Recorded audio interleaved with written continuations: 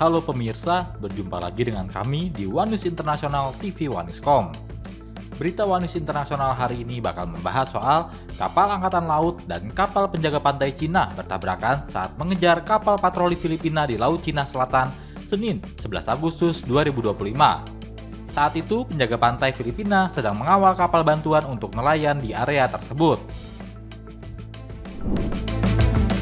Informasi lainnya adalah Presiden Amerika Serikat Donald Trump bergerak untuk menargetkan kartel-kartel narkoba Amerika Latin dengan kekuatan militer.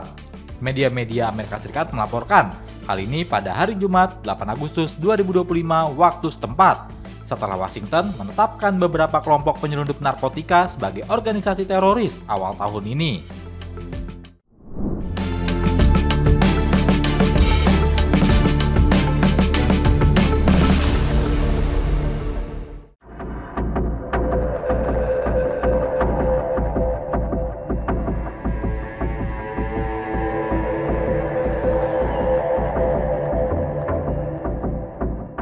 Satu orang tewas pada hari Minggu 10 Agustus ketika gempa bumi berkekuatan 6,1 magnitudo melanda Provinsi Balıkesir di barat laut Turki. Menteri Dalam Negeri Ali Yerlikaya mengatakan menambahkan 29 orang terluka dan 16 bangunan runtuh.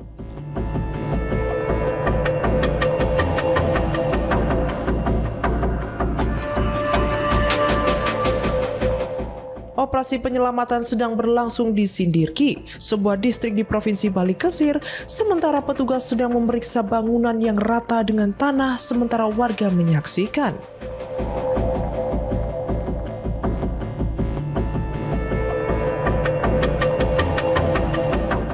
Gempa tersebut yang menurut Otoritas Manajemen Bencana Afat Turki terjadi sekitar pukul 19.53 terasa di beberapa provinsi, termasuk kota terbesar di negara itu, Istanbul.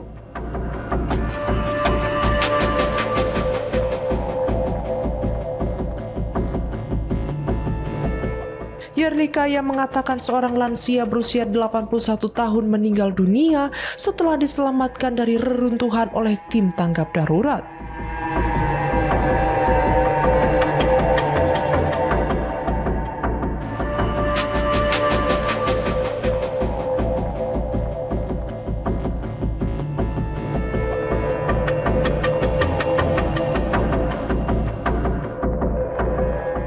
Afat mengatakan gempa tersebut terjadi pada kedalaman 11 km, sementara Pusat Penelitian Geoscience Jerman mencatat kekuatan gempa sebesar 6,19 dan kedalaman 10 km.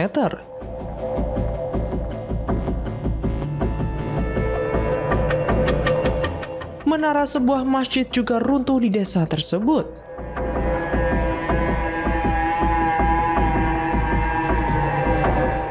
Menteri Kesehatan Kemal Memisoglu mengatakan di X bahwa 4 orang sedang dirawat di rumah sakit.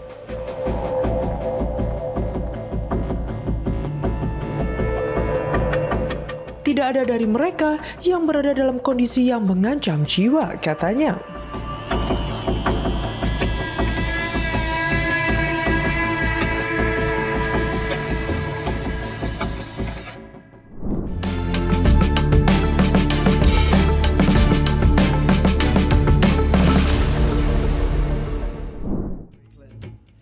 Mr. President, Have you officially started interviewing Fed candidates yet? yeah, we've started the interviewing process. Scott and I and Howard. Presiden Amerika Serikat Donald Trump bergerak untuk menargetkan kartel-kartel narkoba Amerika Latin dengan kekuatan militer.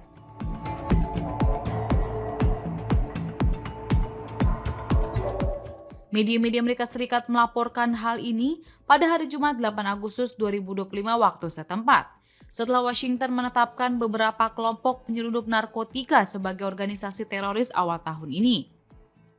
The New York Times melaporkan bahwa Trump telah memerintahkan Pentagon untuk menggunakan kekuatan militer terhadap kartel-kartel yang dianggap sebagai organisasi teroris. The Wall Street Journal mengatakan bahwa Trump telah memerintahkan berbagai opsi untuk dipersiapkan.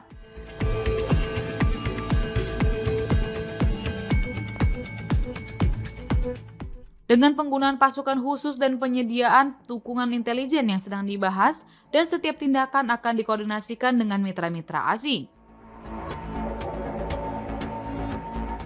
Dilansir kantor berita AFP, juru bicara Gedung Putih Anna Kelly mengatakan dalam sebuah pernyataan bahwa prioritas utama Trump adalah melindungi tanah air. Hal itulah sebabnya ia mengambil langkah berani untuk menetapkan beberapa kartel dan geng sebagai organisasi teroris asing. Sebelumnya, otoritas Amerika Serikat telah menetapkan kartel Tren de Aragua di Venezuela, kartel Sinaloa di Meksiko.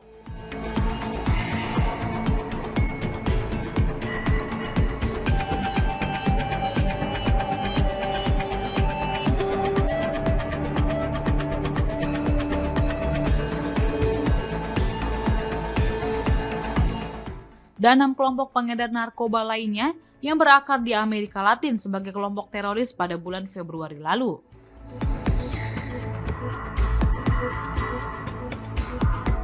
Di sisi lain, Kedutaan Besar Amerika Serikat di Meksiko merilis pernyataan yang menyatakan bahwa kedua negara akan menggunakan setiap alat yang kami miliki untuk melindungi rakyat kami dari kelompok-kelompok pengedar narkoba. Namun, Kementerian Luar Negeri Meksiko menekankan bahwa Meksiko tidak akan menerima keterlibatan pasukan militer Amerika Serikat di wilayah kami. Sebelumnya, pada Maret lalu Trump berjanji untuk berperang melawan kartel-kartel narkoba Meksiko yang ia tuduh melakukan pemerkosaan dan pembunuhan. Trump juga menuding kartel-kartel Meksiko membanjiri Amerika Serikat dengan narkoba, khususnya fentanyl.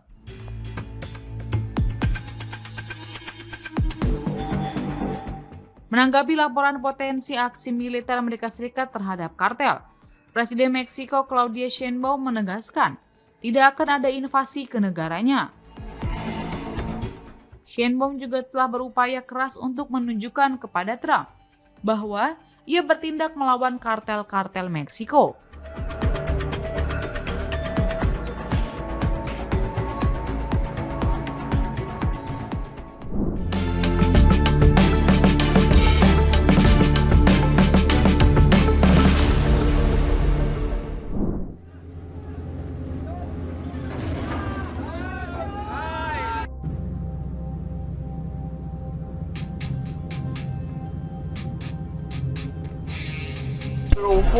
This is Philippine Coast Guard vessel BRP Teresa Magbanwa, MRRV 9701. We have medical personnel on board. Should you need any assistance, we are willing to provide assistance. Kapal Angkatan Laut dan kapal penjaga pantai Cina bertabrakan saat mengejar kapal patroli Filipina di Laut Cina Selatan Senin 11 Agustus.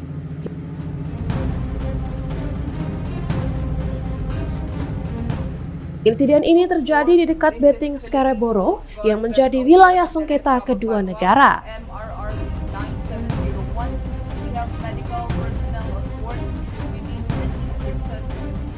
Saat itu penjaga pantai Filipina sedang mengawal kapal bantuan untuk nelayan di area tersebut.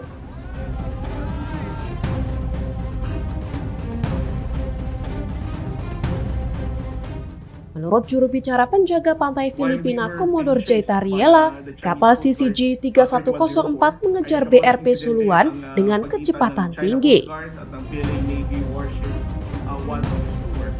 Sila mismo ang nagpanggaan at dahil dito na damage yung unahang pangkin ng bangko ng China Coast Guard.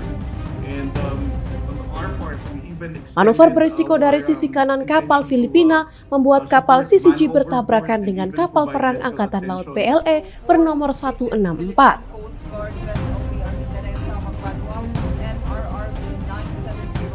Benturan keras tersebut merusak parah haluan kapal CCG hingga tidak laik berlayar. Sebelum tabrakan, BRP Suluan sempat diserang meriam air oleh kapal Cina namun berhasil menghindar.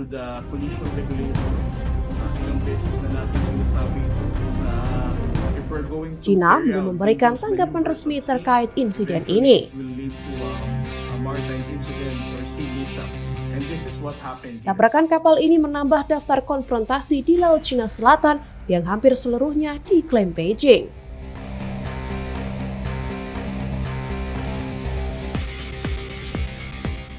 Beting Scarborough menjadi titik panas sejak direbut Cina dari Filipina pada 2012.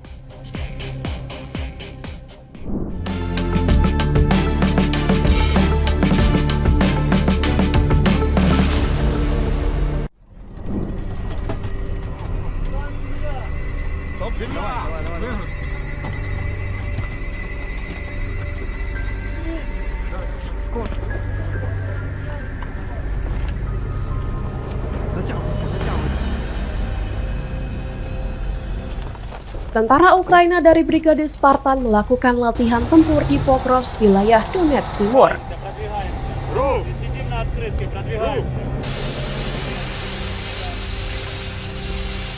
Kota ini dulunya berpenduduk sekitar 60.000 orang, namun kini menjadi pusat pertempuran.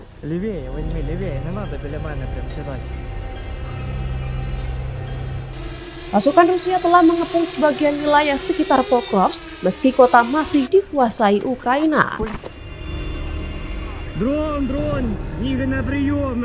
Laporan penyebut Rusia yang masuk kota telah dibantah militer, yang mengklaim mereka berhasil dinetralisir.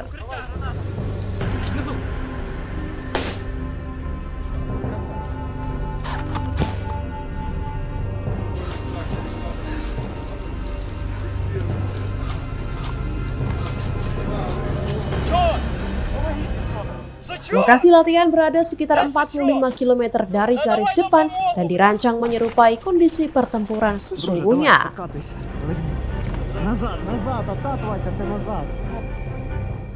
Medan latihan terdiri dari ladang bunga matahari luas yang terpotong hutan tipis. Salah satu prajurit bernama samaran Komrad baru bergabung dan menyatakan tidak berharap perang segera berakhir.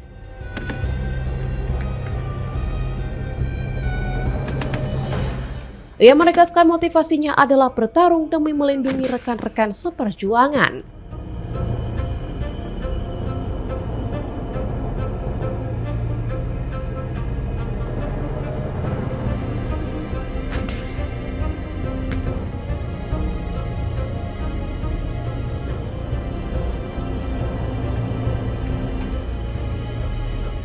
Pertempuran sengit terjadi di sepanjang garis depan 1000 km yang membentang dari timur laut hingga tenggara Ukraina. Pokrovsk menjadi salah satu titik terberat karena Rusia berupaya menembus ke wilayah Dnipropetrovsk di tengah kekurangan tenaga tempur Ukraina.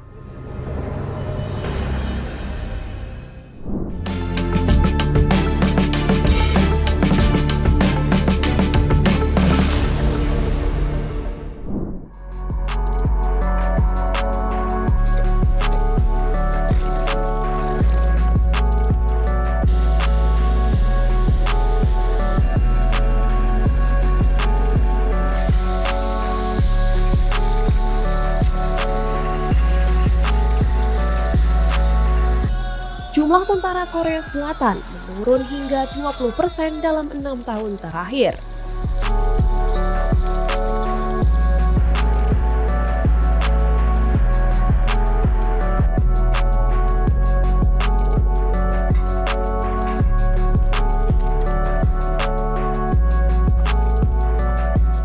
Kini, total pasukan militer Korsel hanya sekitar 450.000 personel.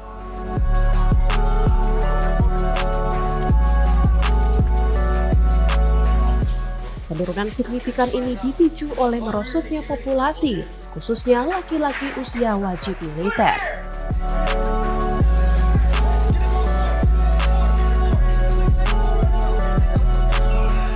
Laporan Kementerian Pertahanan Korsel menyebut jumlah tentara aktif terus berkurang dan berpotensi mengganggu operasional militer.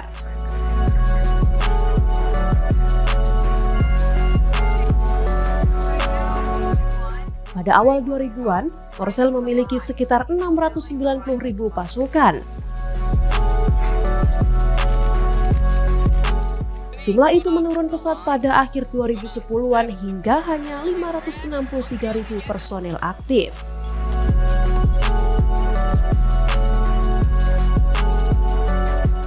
Populasi laki-laki usia 20 tahun, syarat minimal untuk hamil, turun 30% antara 2019 hingga 2025.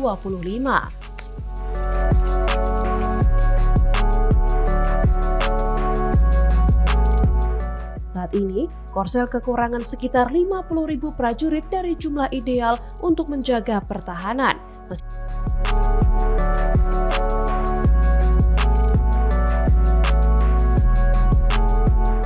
Meski begitu, anggaran pertahanan 61 triliun won masih lebih besar dibanding perkiraan militer Korea Utara. 대북 확성기 철거를 시작하였습니다. 이는 군의 대비 태세에 영향이 없는 범위 내에서 남북 간 긴장 완화에 도움이 되는 실질적인 조치를 시행하는 utara 것입니다. ini menjadi tantangan serius di tengah populasi Korsel yang menua dan tingkat kelahiran terendah di dunia.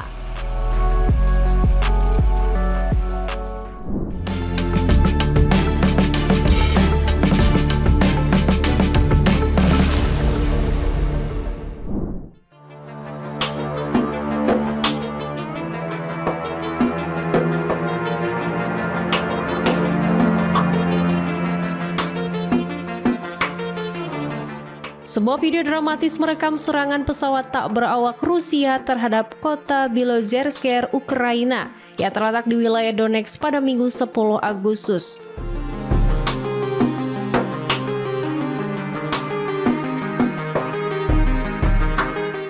Dalam rekaman tersebut terlihat drone terbang di sekitar kota.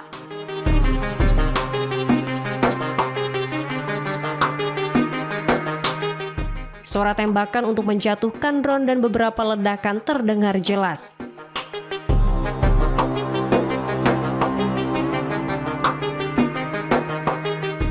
Belozersk berada kurang dari 40 km di utara Pokrovsk, sebuah pusat logistik di wilayah Donetsk yang telah menjadi sasaran serangan berat selama bertahun-tahun.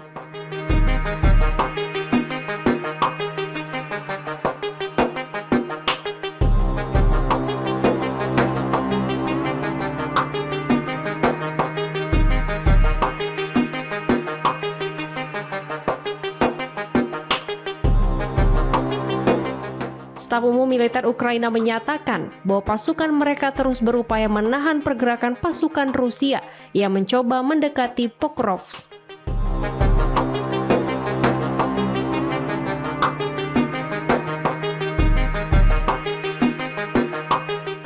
Garis depan dilaporkan telah bergerak ke arah Belozersk.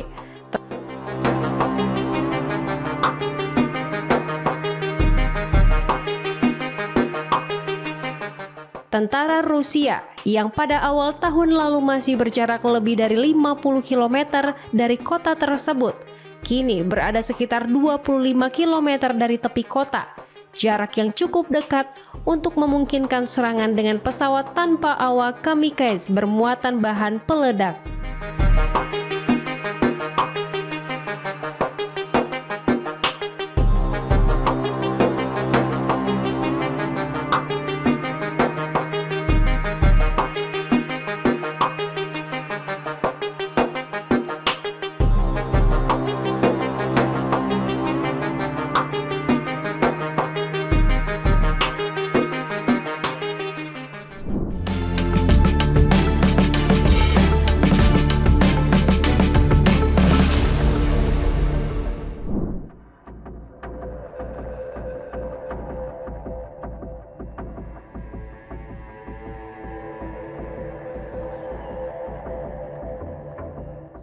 Perdana Menteri Israel Benjamin Netanyahu menuduh Kanselir Jerman Friedrich Merz menyerah di bawah tekanan setelah Jerman menghentikan ekspor senjata ke Israel yang dapat digunakan di Gaza.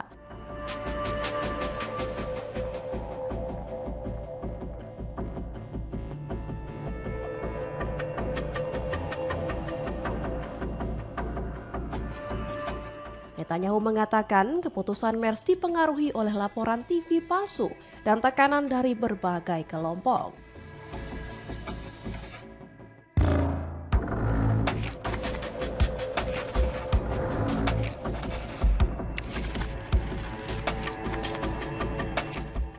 Penghentian ekspor senjata ini diumumkan tak lama setelah Israel menyatakan rencana untuk mengambil alih kota Gaza.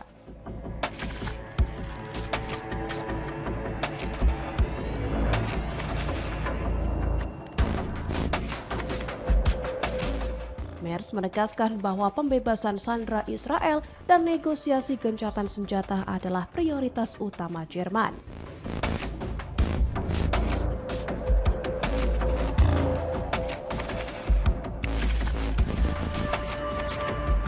Ia menilai tindakan militer Israel terbaru menyulitkan tercapainya tujuan tersebut.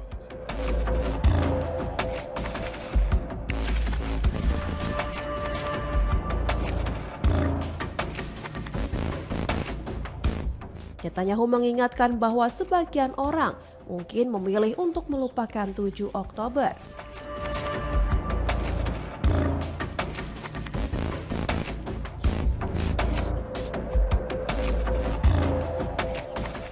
Ia menegaskan Israel akan melakukan apapun demi mempertahankan negaranya.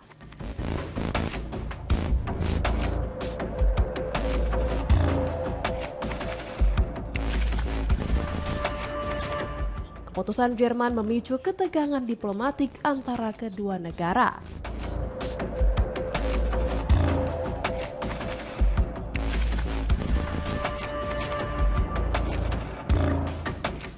Kontroversi ini terjadi di tengah perang Gaza yang telah berlangsung hampir 2 tahun.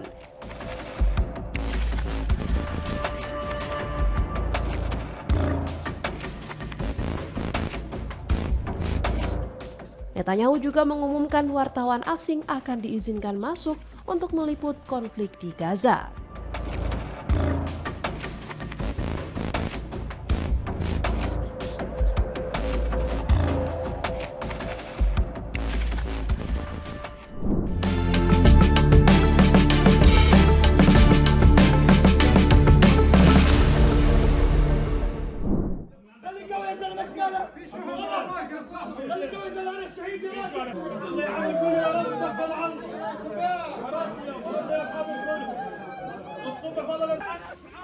Militer Israel dilaporkan mengebom tenda yang menjadi tempat tinggal sejumlah jurnalis di kota Gaza, menewaskan 5 staf Al Jazeera pada Minggu 10 Agustus.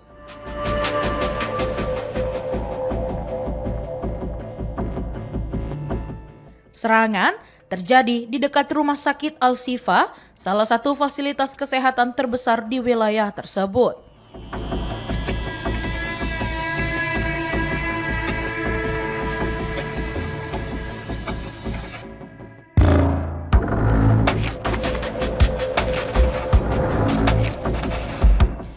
Stasiun televisi berbasis di Qatar itu menyebut 4 di antara korban adalah jurnalis mereka, termasuk Anas Al-Sharif.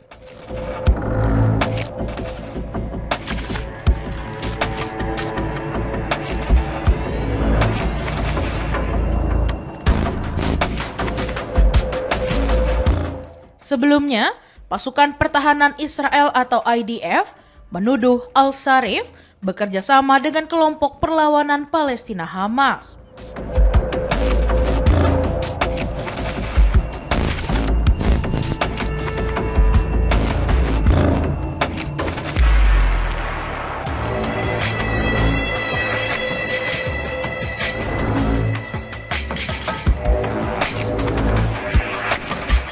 Tanpa menyertakan bukti yang dapat diverifikasi.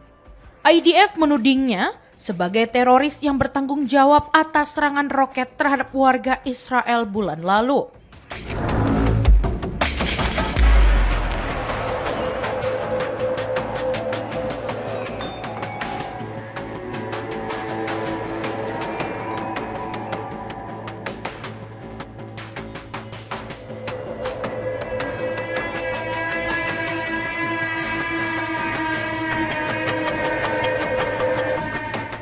Al Jazeera dalam pernyataannya pada Juli lalu membantah tuduhan tersebut.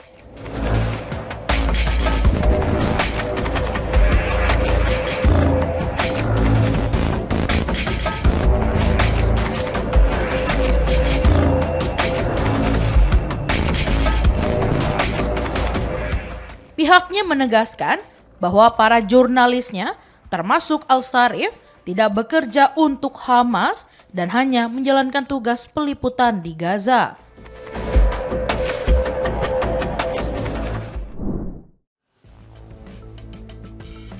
Demikian informasi yang dapat kami sampaikan pemirsa. Terima kasih telah bergabung bersama kami. Sampai jumpa di One News Internasional berikutnya. Setiap pukul 8 malam hanya di kanal YouTube TV One News.com.